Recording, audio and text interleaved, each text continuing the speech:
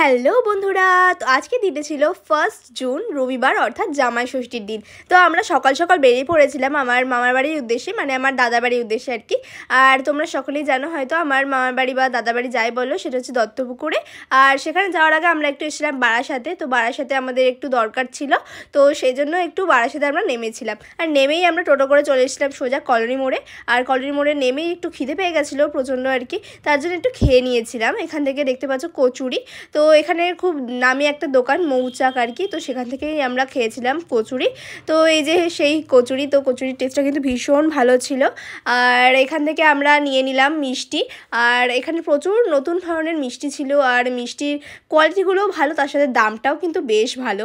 যাই হোক, এখানে দেখতে পাচ্ছি প্রচুর মিষ্টি রয়েছে, তার সাথে রয়েছে জামাই ষষ্ঠীর স্পেশাল মিষ্টি।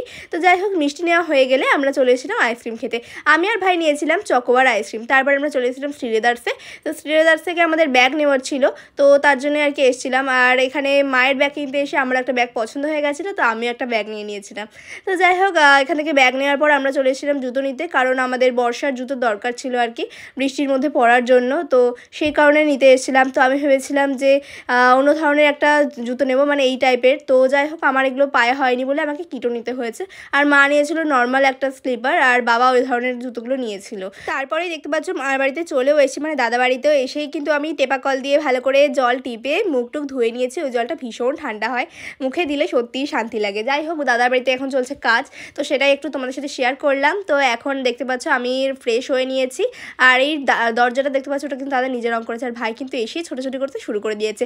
এত বড় জায়গা পেয়েও সত্যি খুবই মানে আনন্দ পেয়েছে, তার জন্য এদিক ওদিক ছোটাছুটি করে বেড়াচ্ছে। যাই হোক, বাকিটা আছে নেক্সট পার্টে, দেখা হচ্ছে নেক্সট পার্টে। বাই।